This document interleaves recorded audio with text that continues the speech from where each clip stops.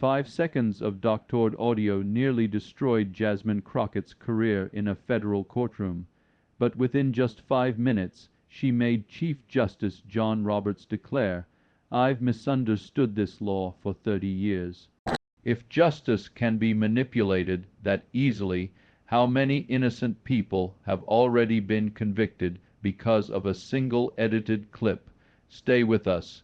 This is a story worth every second of your time." The cold stabbed through the marble steps like a warning. Reporters had been outside since dawn. Inside, every seat was taken. Senators, aides, press, they didn't come for justice. They came to watch Jasmine Crockett fall, and then heels measured steady. She entered alone. No staff, no entourage, just one folder and eyes that didn't blink. She didn't look at anyone, didn't smile. Every step said, "I'm not here to ask permission." People watched, waiting for her to break. She didn't. She sat like she belonged there more than any of them, like she'd come not to defend, but to expose. Then the doors opened. Silence fell. Chief Justice John Roberts entered, robes sweeping, eyes sharp. He moved like power personified. His gaze found Jasmine, held it, and then the first strike. "Miss Crockett, let's be clear. This is a courtroom, not your press room." Laughter followed, quiet, cutting, a few smirks, a few stifled chuckles. It was meant to rattle her. It didn't. She stayed still, eyes forward, because silence in the right hands is not surrender, it's strategy. The judge's nod was barely perceptible, but to Elliot Drayton it was a curtain rising. He stood with practiced ease, shoulder squared, jacket smooth, voice locked and ready. He didn't raise his volume. He didn't need to. His authority came not from force, but from precision. "Members of the jury," he began, walking toward them with slow, deliberate steps. "What you're about to hear may sound like politics, but it's not. This case isn't about debate or disagreement.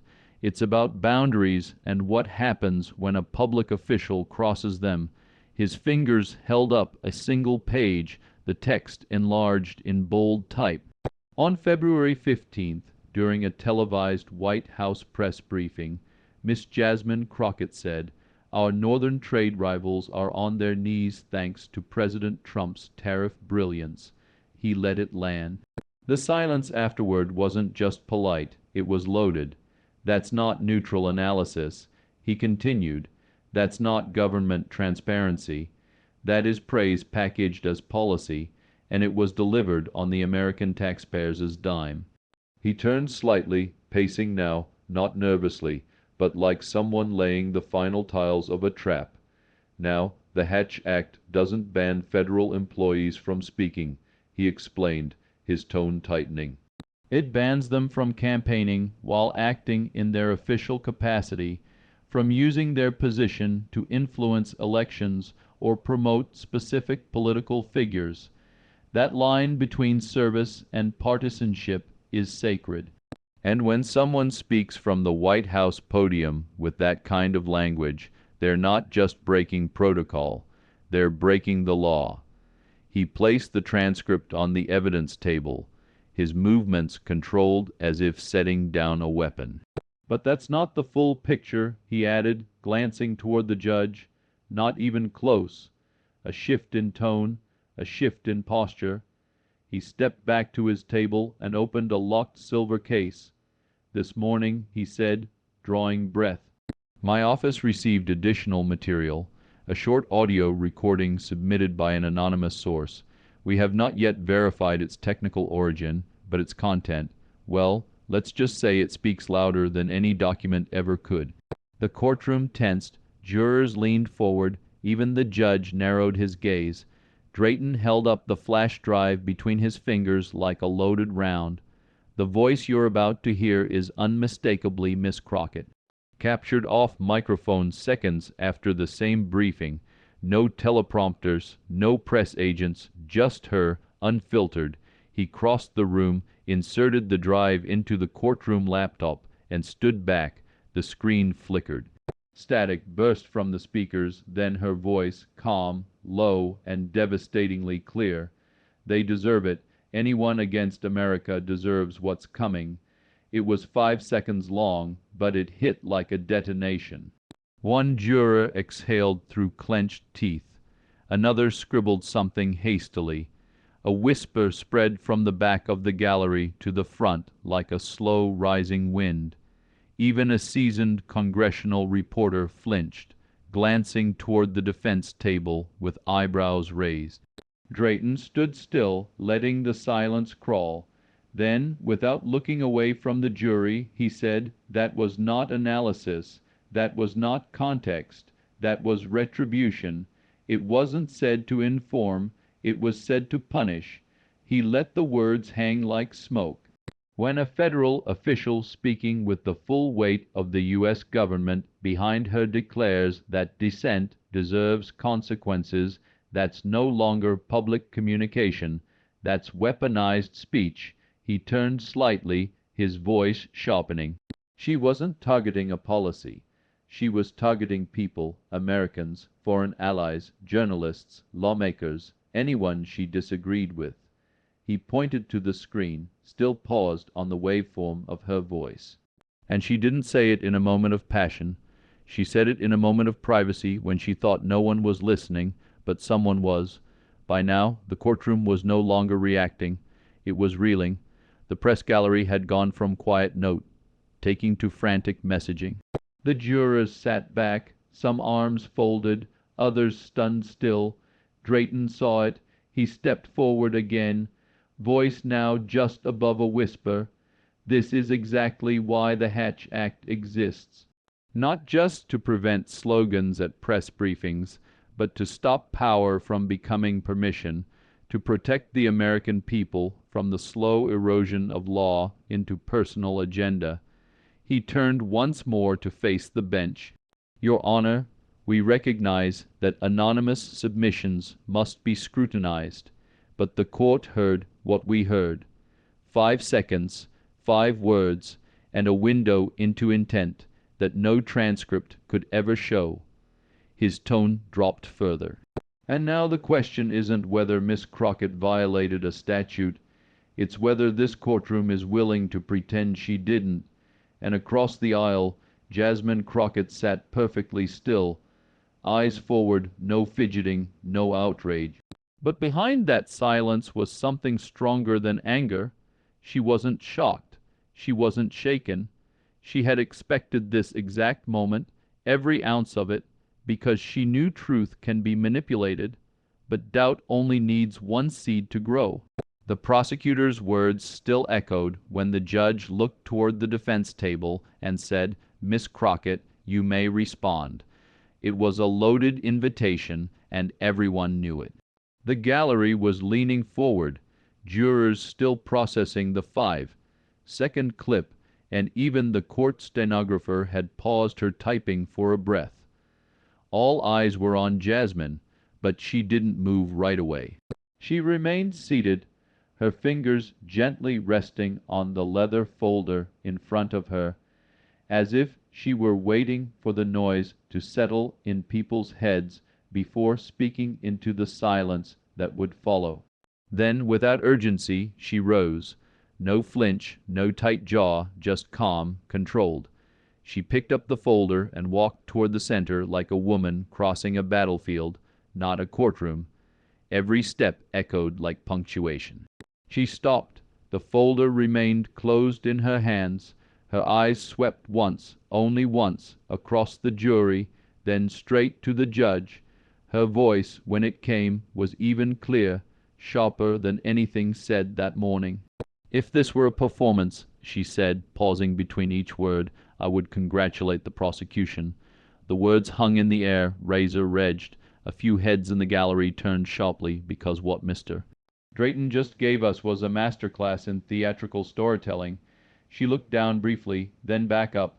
"But unfortunately for him, this isn't theater. This is a court of law." The tension snapped. The room shifted, subtle but unmistakable. Something had changed, the mockery from earlier gone. The smirks faded because now she had the floor and no one was laughing. She let that silence stretch just long enough to seize control of the tempo. "We're not here to review a script. We're here to examine facts, context, law. She raised the folder slightly, not for drama, but as a quiet declaration of readiness. And while the prosecution is busy playing audio clips without timestamps submitted by someone we can't identify, I brought receipts verified, documented, auditable. Her gaze moved to the jury again.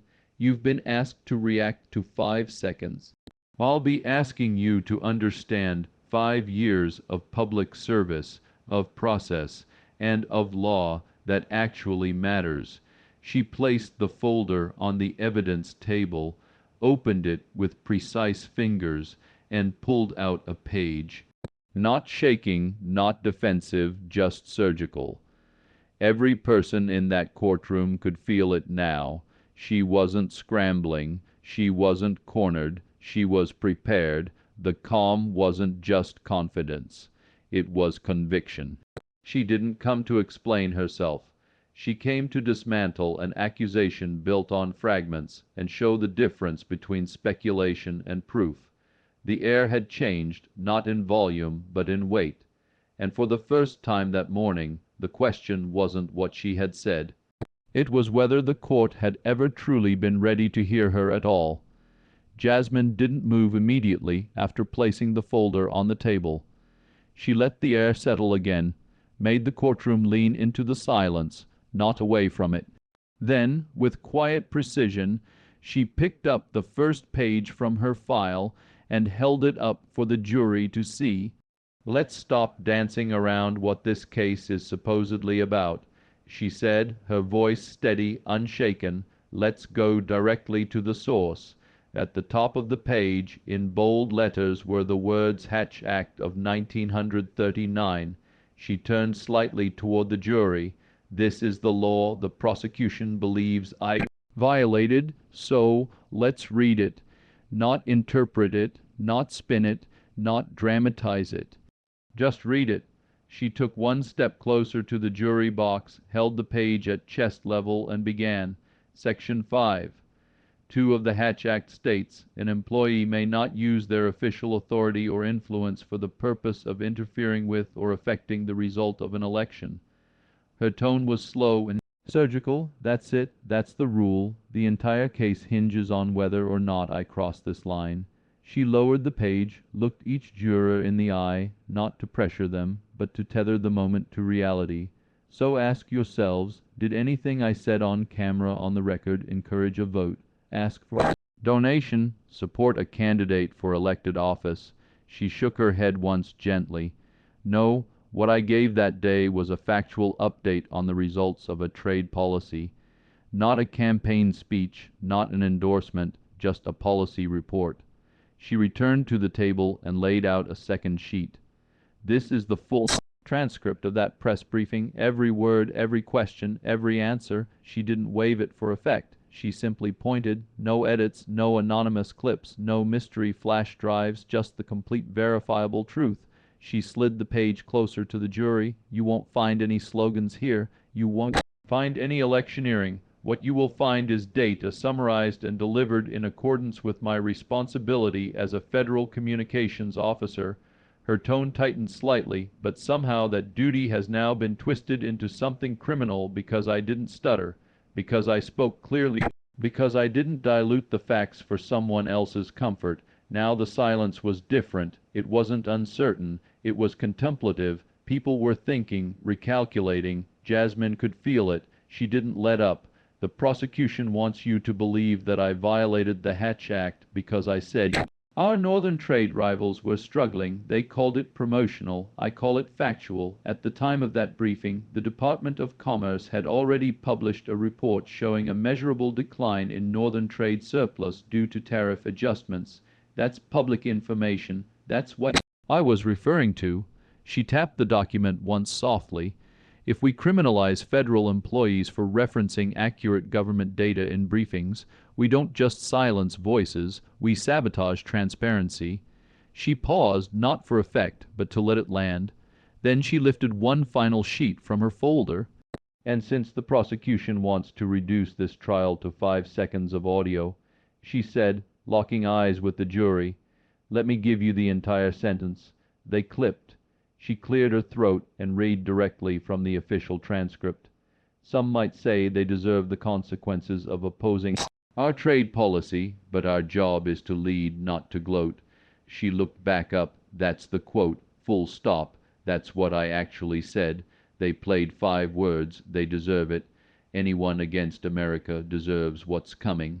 And they stopped right before the point, right before the part where I called for restraint, not retribution, for leadership, not arrogance. Now, let's address the real reason this case exists, she said, eyes locking onto the prosecution table.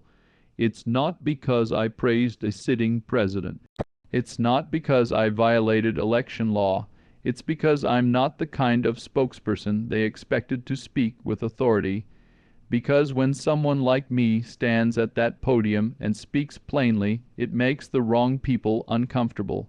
And instead of challenging my facts, they questioned my right to speak them. Her voice didn't tremble, it sharpened. But the Hatch Act wasn't written to police discomfort. It was written to protect the democratic process. And I did nothing to interfere with it. She turned slightly, now addressing not just the jury but the whole room.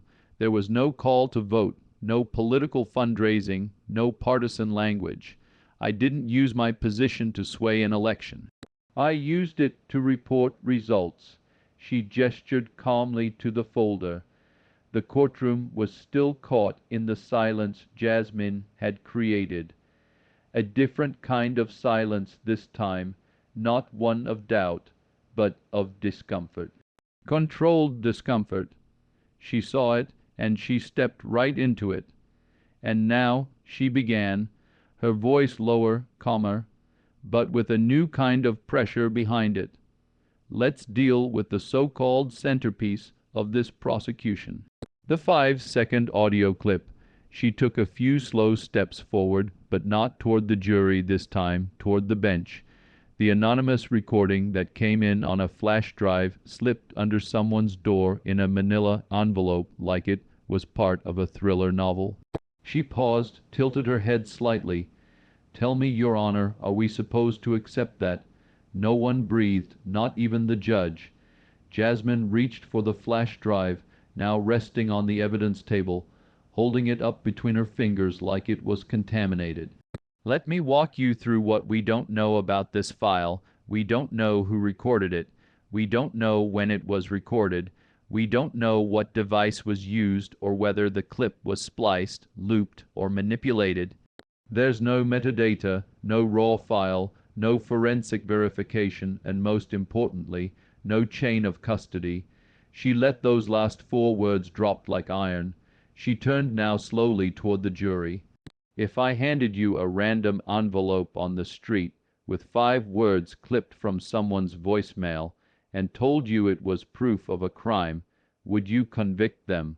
Would you send them to prison because an unnamed stranger told you to believe it?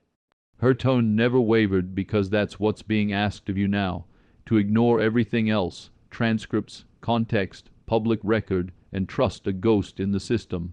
Then she pivoted back to Roberts.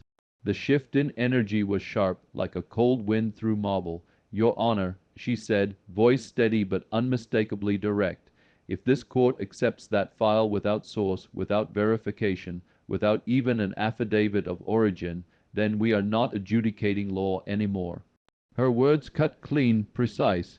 We are validating hearsay, institutionalizing manipulation, and opening the door to a precedent that will haunt every courtroom that follows this one. The judge stared down at her, but she didn't blink. This isn't just about me, she continued. This is about whether truth can still survive in a room where proof is optional. About whether we still have a justice system or just a performance system where whatever creates the best headline becomes admissible reality. She lifted the flash drive again, then laid it down slowly in front of the bench. Because if this becomes your evidence standard, then anyone can be destroyed by 5 seconds of audio and a well-timed leak. And no one, not me, not you, not anyone, will be safe from that precedent. She took a single step closer, and that's why she said, firm, unwavering, eyes locked with the Chief Justice, "If we accept a nameless, unverifiable audio clip as admissible evidence, then this is no longer a courtroom governed by law. She didn't flinch. It's a political stage, and I won't act in someone else's script." The room cracked under the weight of those words. You could hear it, not in noise, but in absence. The scribbles stopped. The jurors sat still, hands motionless.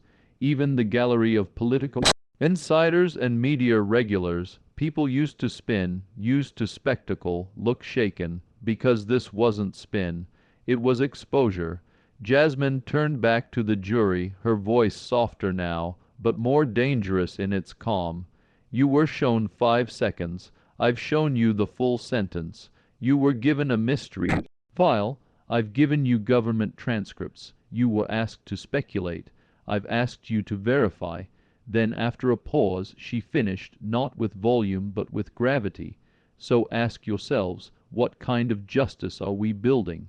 If 5 unverified seconds now outweigh 5 years of service, 5 pages of truth, and 1 line that no one wanted you to hear, our job is to lead, not to gloat."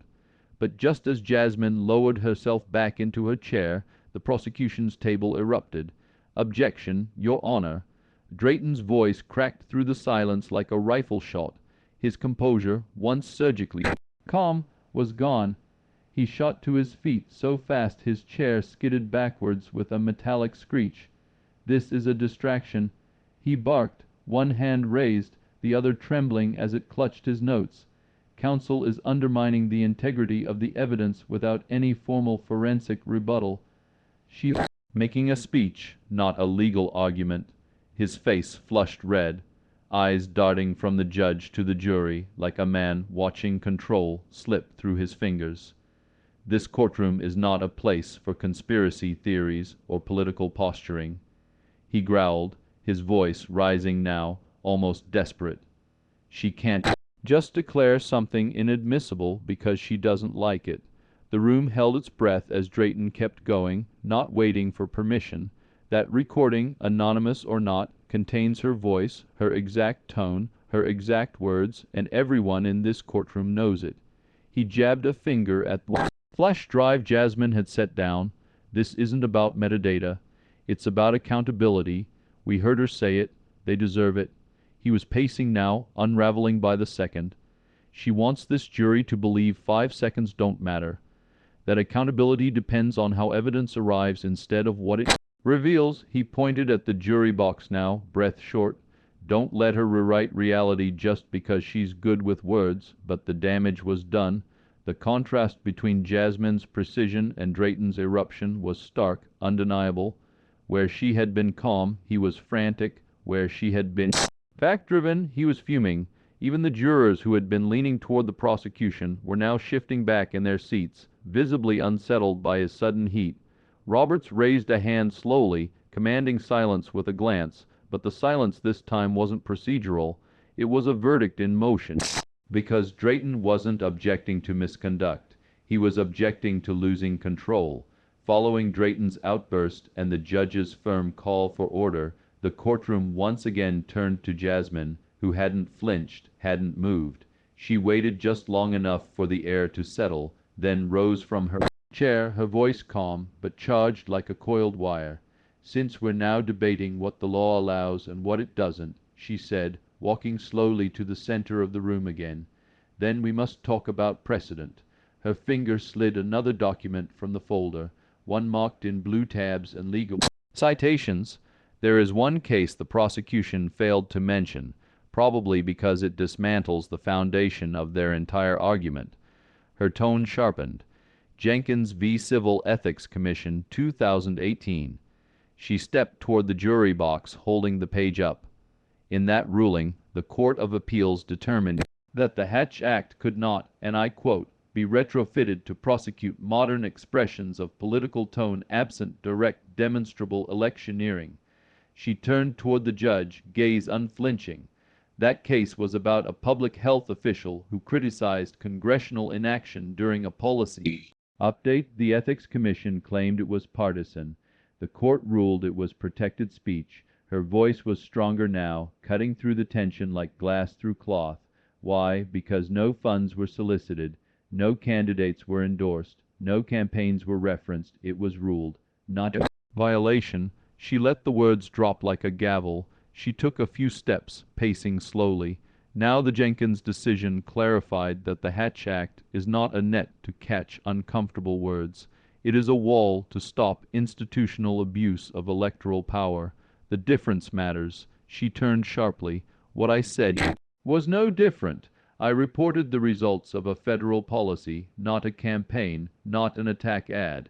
And just like Jenkins, I'm being painted as partisan for refusing to dull the truth to make others feel safe.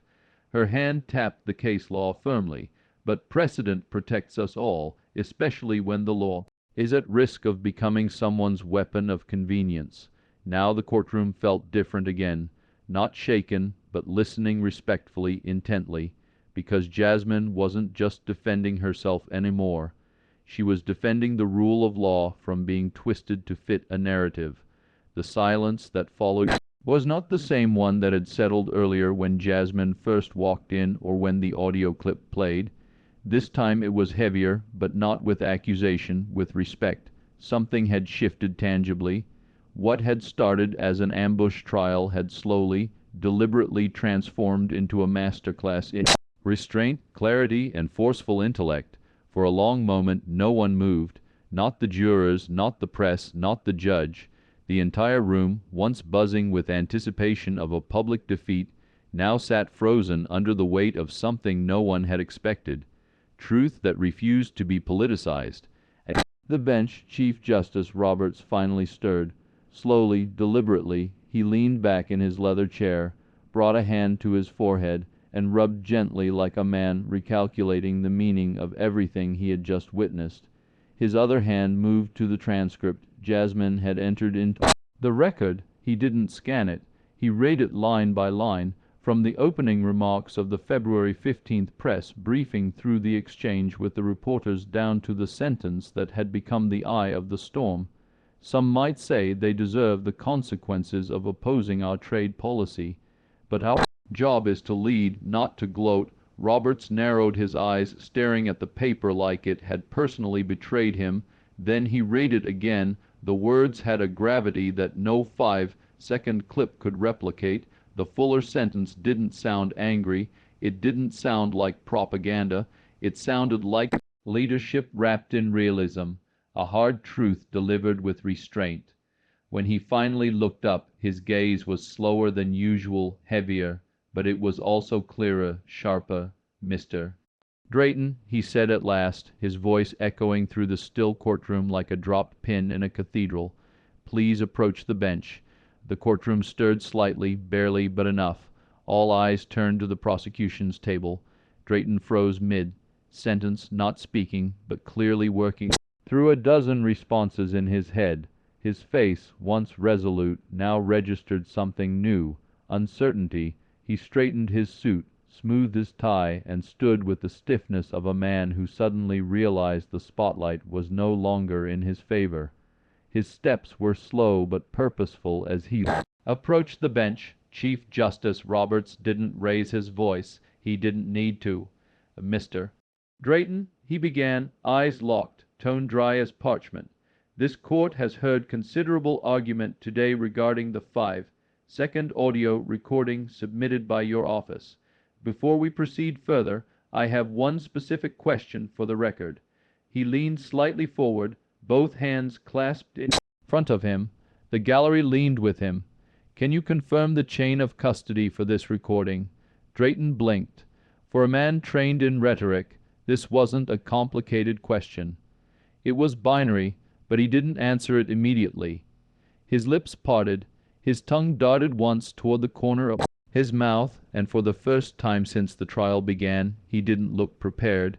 "Well, Your Honor," he began slowly, "we received the file early this morning prior to opening arguments via an encrypted communication from a confidential source." Roberts raised a hand, cutting him off mid-sentence. "That's not what I asked." The tension doubled instantly. I asked if you can confirm the chain of custody. Roberts repeated firmer now. Can you tell this court where the recording originated, who recorded it, when it was recorded, and whether it has remained unedited or unaltered in any way since its creation? Drayton swallowed. Everyone saw it. Your Honor, we haven't completed the full trace. The source, while credible, is anonymous, and our office has not yet completed authentication. Then you cannot confirm the chain of custody, Robert said flatly, his voice slicing through the air. Drayton's mouth opened to respond again, but he thought better of it. He simply nodded barely. A thick pause followed, and with that, something subtle but irreversible happened in the room. The case began to fall apart, not by explosion, but by implosion. It didn't unravel in a dramatic outburst. It collapsed under the weight of its own weakness. The prosecution's crown jewel, its dramatic, high-impact anonymous clip, was now officially without foundation. And the man who had wielded it so confidently minutes earlier now stood at the bench, exposed. Back at her table, Jasmine didn't move. She didn't gloat. She didn't even blink. Her fingers remained folded over her folder, still calm, still focused, because she had known this moment was coming. She had counted on it, and now it had arrived. The room no longer held silence. It held gravity, the kind that made men shift in their seats without knowing why, the kind that demanded stillness, not out of fear, but out of reverence. Jasmine hadn't spoken for minutes, and yet every word she'd said earlier still hung in the air like invisible scaffolding. Strong, unshaken. The judge had leaned back, elbow resting gently on the arm of his chair, one hand pressed to his brow, as if even he was struggling to reconcile what had just unfolded in his courtroom. Then came movement, subtle, deliberate. Robert set down the page he'd been holding, removed his glasses with slow precision, folded them closed, and placed them gently on the bench like a man setting down something fragile. His fingers lingered there for a second. Then, without looking at anyone in particular, he said softly but firmly, "Miss Crockett." Her name rang out like a bell. Jasmine looked up calm, unwavering, no expectation in her eyes, only readiness. "I'll be candid with you," Roberts began, his voice carrying a texture that hadn't been there before. "When I took this bench for today's hearing, I had a different assumption in mind. I thought I'd be hearing a defense draped in partisanship, a political maneuver dressed in legal language. I assumed we were in for spin, calculated, careful, and empty." He paused, his gaze lifting directly to hers now. "But that's not what you brought into this courtroom." The tension deepened, sharp but silent. The reporters lowered their pens. Even Drayton didn't move. "You brought the law," Roberts continued, line by line, section by section. "And you didn't just recite it. You applied it with precision, with restraint, with discipline." He gestured briefly to the documents on the bench before him. "You brought me the Hatch Act as written, not as distorted. You brought me Jenkins v. U.S. Civil Ethics Commission, and reminded this court that statutes are not shaped by outrage, but by precedent and intention." Then his voice dropped slightly, but the weight of it only increased. The prosecution's central claim rested on a 5-second audio clip delivered anonymously without metadata, without timestamp, without authentication. His fingers tapped the flash drive lightly twice like a gavel. That file in this court's view fails every standard of admissibility. It cannot be validated. Its chain of custody does not exist, and its submission timing raises more questions than answers. It is therefore excluded from consideration in its entirety. The courtroom didn't gasp. It didn't need to. Roberts looked again to the transcript Jasmine had provided. He picked it up, scanned the lines silently, then read aloud slowly for all to hear. "Some might say they deserve the consequences of opposing our trade policy, but our job is to lead, not to gloat." He set the paper down, That, he said clearly, is not a call to vote. It is not a campaign message. It is not an attempt to sway an election or fundraise or solicit partisan support. It is a message of restraint, a message of professionalism, and a direct contradiction to the accusation that Miss Crockett violated the Hatch Act. His hands folded together now, his shoulders straight. This court finds no evidence of electoral influence, no violation of federal statute, no abuse of office, and no legal justification to pursue this charge further. He paused. Miss Jasmine Crockett, he said, you are found not liable under the Hatch Act. Somewhere in the gallery a hand rose to cover a mouth. A juror slowly closed their eyes. The click of a camera shutter was the only sound daring to move, but Roberts wasn't finished. He exhaled slowly as if shedding years of rigid thinking and said something no one in that room, no one watching on the feed, no one reporting live was prepared for. He looked directly at Jasmine, his voice softer now but more personal. You made me reconsider something today, something I didn't expect to question. I've read the Hatch Act dozens of times. I've ruled on its application. I thought I knew its purpose. His gaze lingered. But you reminded me that even statutes must be read with clarity, not convenience, that the law cannot be stretched to fit discomfort, only abuse. He sat back in his chair, quiet, contemplative, and then in a voice that was almost reflective, he concluded, you made me rethink my own understanding of this law. The room didn't erupt. It didn't need to. The silence that followed wasn't a vacuum.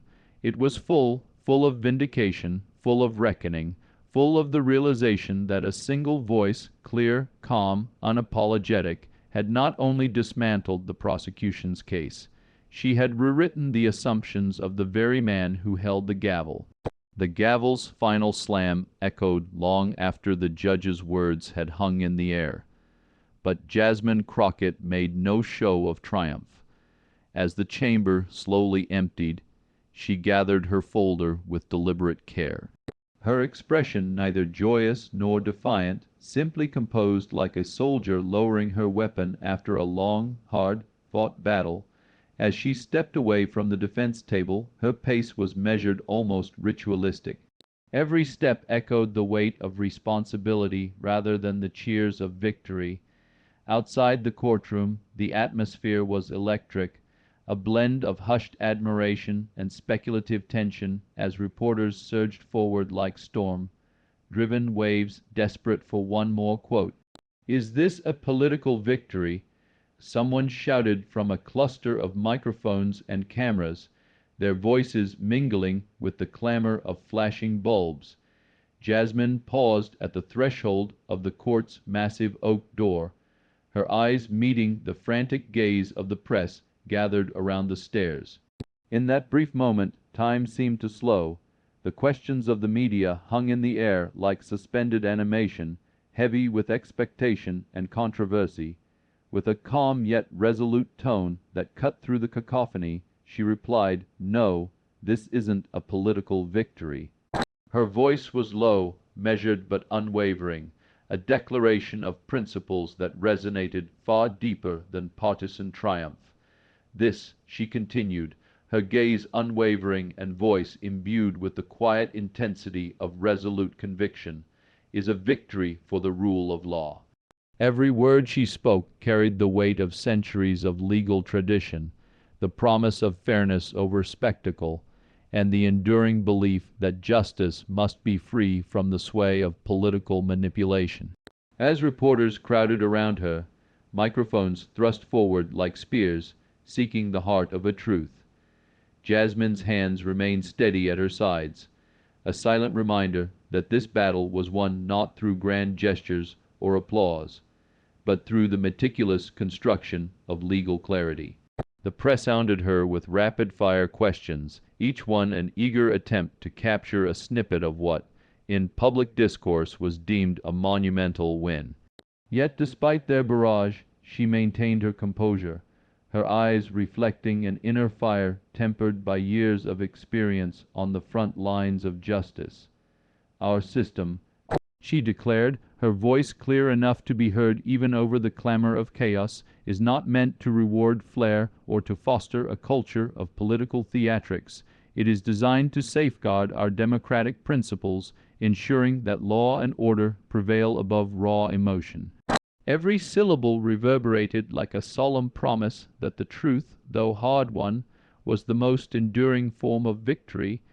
In that moment, as the swirl of questions and camera flashes ebbed into an expectant silence, Jasmine's stance spoke volumes more than any grand proclamation might. Even as a cluster of television cameras zoomed in on her slowly receding figure, the sincerity in her tone and the determined set of her shoulders defied the conventional narrative of triumph. Her measured departure was not a retreat but an assertion, a calm assertion that justice, when executed with integrity and transparency, serves as a bulwark against the tide of populist demagoguery. The injustice she had faced in that courtroom, an injustice masked by selective editing, anonymous evidence, and political theatrics, was now countered by a profound reaffirmation of the rule of law. And though there was no raucous celebration, no jubilant cheers ringing down the hallways of justice, a new kind of applause was heard, one that resonated in the silent nods of jurors, the thoughtful glances of legal experts, and the quiet gratitude of everyday citizens who believed in fairness. Outside the courthouse in the chilly morning air thick with anticipation, her departure became a rallying cry for those who had long felt marginalized by a system that often bent the rules in favor of the powerful.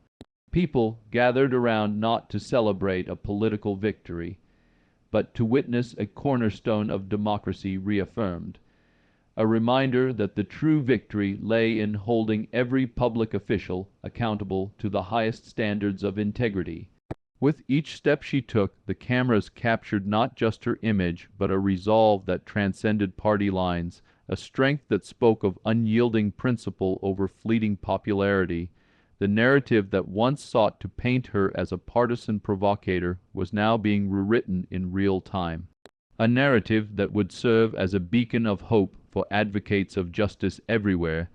Jasmine's measured reply to the press, that quiet but powerful declaration, "This is a victory for the rule of law," was not just a retort to a barrage of insistent questions. It was a statement of enduring truth, one that would echo far beyond the cold stone walls of the courthouse. In that charged moment, while the flash bulbs burst like constellations in the morning sky, and voices fell to an expectant hush, it became clear this was not about political wins or losses. It was about the preservation of a legal system meant to serve all people regardless of the forces arrayed against them. Jasmine Crockett, by standing firm and speaking plain truth, had not only defended her own honor, she had defended the sanctity of the law itself. No sooner had the gavel's echo faded in the hushed courtroom than the digital sphere erupted, capturing every angle of Jasmine Crockett's unexpected victory and broadcasting it across countless devices worldwide. The once quiet corners of social media lit up like constellations in a midnight sky. Hashtags cascading through feeds at breathtaking speed. Voice of reason. Shakri modernized the Hatch Act. Drock true justice. Each one amplifying the incredul and admiration swirling around her name. Journalists who had arrived expecting a swift condemnation suddenly found themselves scrambling to file breaking stories about the woman who dismantled a case built on 5 seconds of nameless audio, leaving the prosecution shaken and exposed. Trial video clipped into bite-sized segments by eager netizens went viral in a matter of hours, each highlight reel casting fresh light on Jasmine's unwavering calm and surgical arguments. Influencers who typically chased clickbait were now dissecting legal precedents, discussing free speech boundaries, and examining whether America's statutes were outdated relics ripe for political exploitation. All over Twitter and beyond, a spontaneous wave of commentary began emerging from ordinary citizens, some praising Jasmine as the hero they never knew they needed, others confessing surprise that the justice system could still produce such clarity when confronted by raw determination. Public polls popped up across major networks, their questions blunt and urgent. Is the Hatch Act too broad, too vague, used as a political cudgel rather than a legislative shield? Even talk shows known more for celebrity gossip than civic discourse pivoted their segments to the real substance behind Jasmine's defense, inviting seasoned legal analysts to parse every one of her statements. As the hours stretched, the intensity only grew, turning that once obscure technical statute into a top trending topic, while the calm in which Jasmine had faced the storm became the symbolic heart of a national conversation. Before long, the energy reached beyond Washington's borders, seeping into living rooms, college dorms, and even rural communities far removed from the capital's daily political theatrics. Clusters of neighbors found themselves huddled over smartphones, debating the meaning of Jasmine's full quote. Some might say they deserve the consequences of opposing our trade policy, but our job is to lead, not to gloat, and realizing how drastically it differed from the cherry-picked snippet circulated to cast her in a villainous light. Political science students energized by the spectacle organized late-night Zoom sessions to dissect Jenkins via U.S. Civil Ethics Commission 2018, referencing how Jasmine drew on that precedent to defend her stance with surgical precision. Even the older generation, some of whom admitted they had grown jaded by long cycles of hollow accusations and partisan brawls, reported feeling a spark of cautious optimism. Perhaps the law could be reclaimed from the jaws of political showmanship. Influential columnists who normally centered their writing on polling data and scandal chasing wrote impassioned op-eds praising Jasmine for reminding America that statutes remain only as robust as the integrity with which they are applied. Meanwhile, activists co-opted the Voice of Reason hashtag to demand transparency in other cases where fleeting context-stripped evidence had been weaponized against people without the resources or eloquence to fight back. As national discourse expanded, voices from both sides of the aisle, Democrats and Republicans, found themselves reluctantly aligned on one point: the notion that the Hatch Act and laws like it might need modernizing to reflect 21st century political realities. But this wasn't some neat bipartisan epiphany. It was a chaotic swirl of arguments, press releases, cable news segments, and fierce Twitter debates, all orbiting around one unstoppable fact. The woman they tried to label as a political offender had become a beacon of legal clarity instead. Seemingly overnight, Jasmine Crockett evolved from an unknown White House spokesperson to a symbol of reasoned defiance, her calm resolve now the rallying cry for anyone tired of seeing laws bent by those who treated them as rhetorical weapons. Indeed, the moment transcended standard partisanship and breathed new life into a skeptical public, many of whom had begun to suspect that courts had lost their backbone in the face of orchestrated political drama. In the midst of this national whirlwind, a single handwritten letter somehow managed to capture the raw humanity hidden behind all the legal intricacies and media buzz. It came from a retired combat veteran named Rick Connolly, a 58-year-old Texan who had watched the trials live stream from his small ranch on the outskirts of Leech. Rick, who rarely spoke publicly about politics, found himself unexpectedly moved by Jasmine's composure and conviction enough to put pen to paper for the first time in years. His letter was short, scrolled in blocky script on lined paper, but powerful. He thanked Jasmine for fighting with intellect and calm rather than fury or fear, saying her manner reminded him of what he believed the military stood for: clarity of mission and resolute honor in the face of chaos. When the letter surfaced on social media, somehow intercepted by a local news station that did a heartfelt segment on it. It further galvanized the wave of public interest. Veterans groups began posting messages of support, praising Jasmine for embodying the spirit of service that extends beyond politics or party affiliation. Disabled vets, spouses of active duty service members, and other Texans weighed in, expressing relief that maybe, just maybe, the system wasn't irreparably broken. Their voices amplified Rick's simple tribute to unstoppable proportions, proving that the trial had ignited more than just a legal debate. It sparked a reclamation of principles like honor, fairness, and accountability.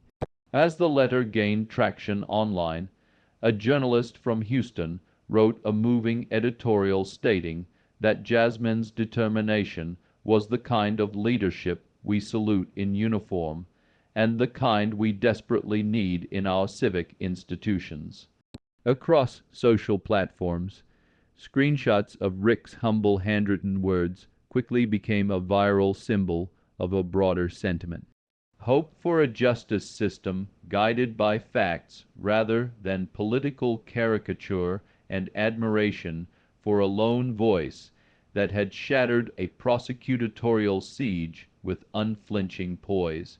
What began as an arcane legal skirmish had transformed into a cultural phenomenon, weaving together threads of law, patriotism, and personal integrity in a tapestry more robust than anyone could have imagined.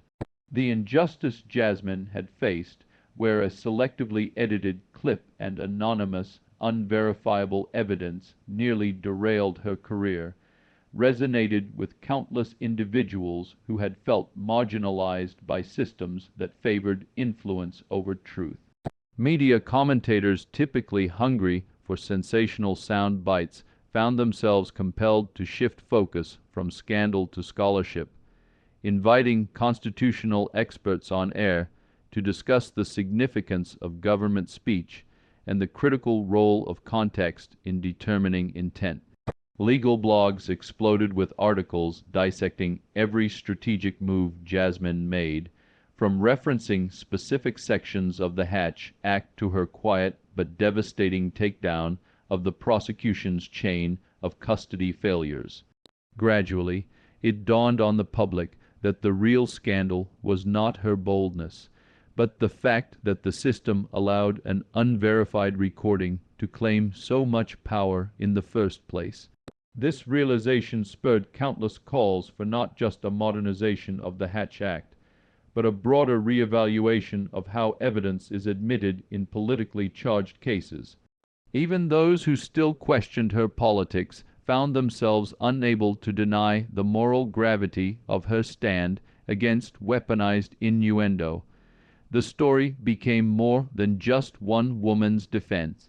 It was a raw, unfiltered testament to how easily the pillars of justice can be shaken when cynicism and convenience overshadow due process. Instead of being relegated to a minor footnote in the annals of political missteps, Jasmine's trial now stood as a clarion call urging every citizen to examine the boundaries between law and theater, principle and propaganda, fear and fairness. Amid this nationwide uproar, hashtags like Cheer Voice of Reason and Modernize the Hatch Act burned like neon flares across every social platform, acting as rally points for people who until recently had felt disconnected from or even betrayed by the judicial system. Forums once devoted to petty debates over celebrity gossip suddenly found themselves peppered with discussions about textualism, statutory construction, and the constitutional concept of free speech within government roles. College debate teams seized on the trial as a real-world case study, not just in law, but in ethics, rhetoric, and the delicate balance between government transparency and political grandstanding. Amid the torrent of reactions and reposts, the veteran's letter from Texas glowed like a humble torch in the night, a reminder that beneath all the sophisticated arguments lay an undeniable truth. The rule of law is meant to protect, not to silence, and it must be wielded with caution and clarity, lest it erode into a mere political tool. More than a few political figures, sensing the cultural shift, issued statements claiming they always believed in thorough legal scrutiny, though their records of championing such scrutiny were questionable at best. News outlets that once thrived on daily outrage found themselves forced to air interviews with constitutional scholars, dissecting the subtle nuance that set Jasmine apart. Her unwavering refusal to turn facts into slogans or politics into warfare. Through it all, the trial's video feed, shared, retweeted, analyzed in every corner of the internet, remained the definitive artifact of a day when the system tried to quell a voice, only to be reminded of its own core obligations. While some viewers saw it as an indictment of a broken process, many more found hope in the simple possibility that one articulate, measured individual could still tip the scales back toward fairness. Long after the hashtags trended and the news cycle turned on, the memory of Jasmine's calm under the harshest spotlight endured, shaping dialogues from local PTA meetings to late-night Washington think tank sessions, all asking the same question. If the law can be reclaimed by reason once, can it be done again? The conversation around Jasmine's trial had exploded into a nationwide movement, with social media buzzing, talk shows debating, and even a retired veteran sending a heartfelt letter of gratitude. Yet, beyond the hashtags and the viral clips, many wondered what deeper lesson lingered in the aftermath. What human truth lay beneath the layers of legal drama and political tension?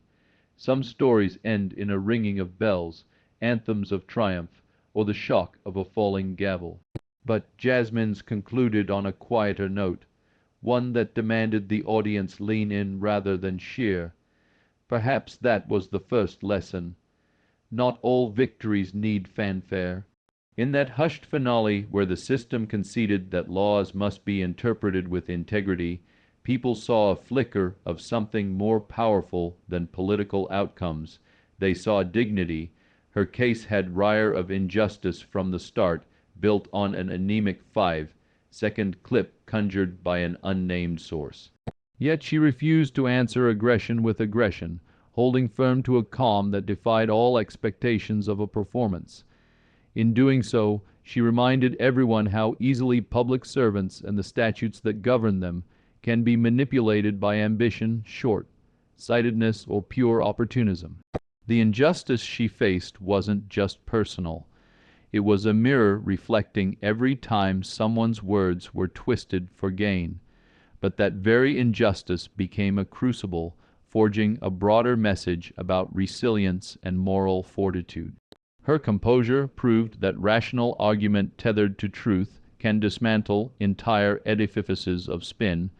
But if there was one thread weaving through all her adversity, it was the unspoken question that haunted every corner of the trial. Is the law truly for everyone or just for those who wield it most cleverly? Jasmine's journey exposed how a single act of selective editing, armed with bureaucratic momentum, could place an innocent public servant in the crosshairs. Through her eyes, the world glimpsed how easily the legal system can be tilted when a person's context is stripped away and replaced with sensational half-truths. Yet, her steadfast stance combined with her reverence for the law as it was written spotlighted an even greater issue. Laws like the Hatch Act were designed to protect democracy, not to be harnessed as political weapons. By surviving that trial, she did more than vindicate herself. She reignited conversations about how laws must evolve alongside technology in modern discourse. It wasn't a flamboyant or fiery crusade.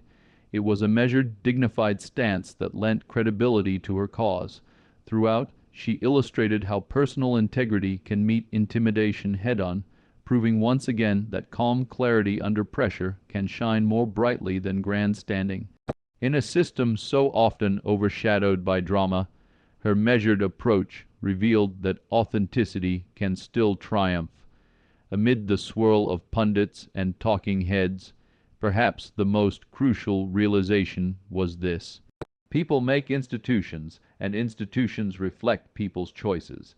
Jasmine's trial was at its core a test of whether the justice system could still adhere to principle in an era when social media, fury, and political expedience frequently overshadow due process. The stakes felt impossibly high because every step she took was observed, dissected, and criticized by forces itching to see her fail. Yet her triumph wasn't just an individual redemption. It was a signpost for citizens nationwide, a reminder that a single voice armed with truth can still bend the arc of procedure. By honoring the full transcript instead of a selective snippet, the court reaffirmed that the devil truly is in the details, and that ignoring context can lead to false convictions and rhetorical lynching. The moral tension lay in witnessing just how prepared powerful entities were to dismiss that context for a fleeting advantage. Her unwavering posture taught observers that composure is not passivity, but an active refusal to be manipulated or provoked.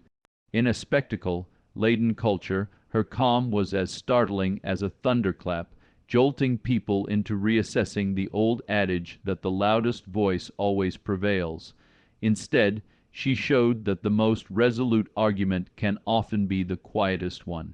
Perhaps the greatest injustice Jasmine encountered was the brazen assumption that her role in government granted her no room for nuanced speech. The moment she dared to frame a policy outcome in candid terms, critics pounced, reducing her stance to a caricature. The universal message here was that public figures, especially those who speak for administrations, walk a perilous line where each word can be hijacked to serve an opposing narrative.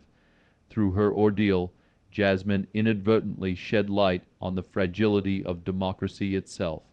Because if those entrusted with explaining policies are forced to muzzle honesty or risk condemnation, the public suffers from a lack of unfiltered truth.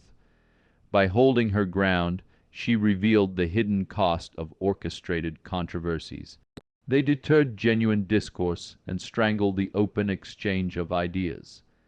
More profoundly, her perseverance exposed the moral vacuum that develops when policy is overshadowed by politics. Where some saw a chance to exploit her words, she saw a duty to place clarity above obfuscation, proving that a single truthful statement can defend an entire principle. Her courage resonated with citizens fed up with spin, reminding them that authenticity is not a luxury, but a cornerstone of responsible governance, and in a final poetic turn, her presence became a testament to how restraint in the face of provocation can be the most potent form of self-defense. Critically, the lesson extended beyond the walls of the courtroom and the ephemeral swarm of hashtags. The philosophical underpinnings of her story echoed like a distant drum beat in civic classrooms, grassroots rallies, and across dinner tables. People began acknowledging a grim truth: an unchecked appetite for sensational headlines can transform innocent individuals into overnight villains, condensing entire careers and reputations into a mere handful of seconds. Jasmine confronted that reality head-on, not by unleashing fury, but by meticulously building a scaffold of fact, context, and legal principle. In doing so, she spoke to broader systemic vulnerabilities, challenging everyone to ask, how often do we judge prematurely, fueled by snippets instead of substance? Ultimately, her testament was that legality hinges on clarity, not on the theatrics of accusation. And if the public allows flimsy evidence to stand uncontested, they risk turning the justice system itself into a veritable stage where truth depends on who yells loudest. By withstanding this crucible, Jasmine modeled the power of personal integrity, the kind that cannot be overshadowed by misinformation once the full story surfaces. Her lesson was simultaneously a call for humility and vigilance, urging society to reflect on how quickly it can be roused into anger by half-truths. Another dimension of her human journey was the stark isolation she faced, underscoring how people in the public sphere are often left to weather attacks alone. To many watchers, Jasmine's calm might have seemed unshakable, but her story carried the unmistakable weight of someone who understood the stakes all too well. She reminded them that courage isn't about feeling no fear. It's about proceeding despite it. In telling the full narrative of her statement, once maliciously slashed, she signaled that context matters every bit as much as content, a crucial principle that often goes missing in soundbite culture. From the outside, her ordeal was a roller coaster of political high drama. For her, it was a day-to-day fight for basic fairness, a fight that any citizen could one day face if misrepresented by an unscrupulous system. This potential for victimization looming over countless unsuspecting individuals formed the crux of her moral outcry. She wasn't just fighting for her own exoneration. She was fighting to reaffirm the bedrock of justice, proving how precarious that foundation can become if left unguarded. That is the quiet heroism in her story, refusing to let cynicism overshadow principle even when outnumbered and under relentless scrutiny. Ultimately, her unwavering demeanor carried a lesson more precious than any political label could offer. Steadfastness, tempered by clarity, is how the powerless can oppose a flawed narrative and reclaim their truth. But perhaps the most poignant element, the one that lingered long after the last camera crew had left, was how her victory illuminated an abiding human truth. We all have a duty to guard against convenience masquerading as fact. Time and again, Jasmine could have surrendered to easier routes, bowing to pressure, cutting deals, or playing theatrics to fight theatrics. Instead, she chose the far more demanding path of due process, channeling law in its purest form, citing statutes, unveiling transcripts, and insisting on chain of custody. Each step was a rejection of a culture that craves sensationalism over solidity. This unwavering fidelity to method was not only a legal triumph, it was a moral one. When the judge declared her innocent of any Hatch Act violation and further admitted to rethinking his own reading of the statute, it felt like a cosmic alignment. Principle, normally overshadowed by petty political battles, reclaimed its rightful place at the center of justice. That was her real gift to the nation, reminding people that the law, for all its vulnerabilities, can still shine when wielded by those who refuse to compromise on truth. But she didn't do it with applause lines or false bravado. She did it with the unadorned power of evidence. At the heart of this entire saga is a deeply human lesson about identity, responsibility, and collective faith in an imperfect system. Jasmine's story did not culminate in a Hollywood crescendo. It ended in a subdued but resonant reaffirmation that justice is neither guaranteed nor automatic. It must be fought for line by line, exhibit by exhibit, moment by moment in front of onlookers who might be expecting fireworks. The real fireworks here were the illusions that got dismantled. The notion that unverified audio can crush a career, that the highest court in the land would sanction political innuendo, that speaking truth to power is inherently self-destructive. Instead, watchers were treated to a grounded demonstration of how a single individual armed with facts, unwavering composure, and a refusal to be cowed can push back against the machinery of intimidation. For every person who sees themselves as too small to matter in the grand stage of policy, Jasmine's example stands as a testament that sometimes the best weapon is clarity. Yes, the injustice she confronted felt suffocating, but it proved powerless against rigorous evidence and the calm conviction to present it. In the aftermath, her voice resonates as a clarion call. Trust the process, but also hold it accountable. When law and sincerity meet, even entrenched systems must pause and listen. In the end, the legacy of this case transcends the swirl of social media, the sudden spate of televised debates, and the rush of academics dissecting Jenkins versus United States Civil Ethics Commission. Its real impact lies in how it reminded a weary public that the law can still function as it was meant to, provided people are willing to stand their ground, to pay attention, to question, and to demand transparency. For every cynic who believed that the fix is always in, Jasmine's unwavering grace in the face of hostility offered a counter-story of human decency and institutional redemption. That doesn't erase the unfairness she endured. Nor does it mean every case will resolve so favorably, but it plants a seed of possibility. It tells us that the system, though flawed, isn't beyond reclamation. It warns us against complacency, reminding us that silence in the face of weaponized half-truths can be as dangerous as the lies themselves. And it challenges future defendants, judges, and ordinary citizens alike to see the law not as a blunt instrument, but as a precise tool, a scaffold upon which justice can actually stand if given the chance. Ironically, it took a near-fatal blow to her reputation to reveal this possibility, and so the real moral here is about forging resilience, truth, and compassion under pressure, ensuring that no fleeting spin can overwrite the steady hum of honesty. Thank you for watching until this moment and for standing with us on this journey for justice. Your support means everything. Like, subscribe, and turn on notifications so you never miss what's next. And we'd love to hear your thoughts. Leave a comment below and let us know what moved you most in this story. Together, our voices make a difference.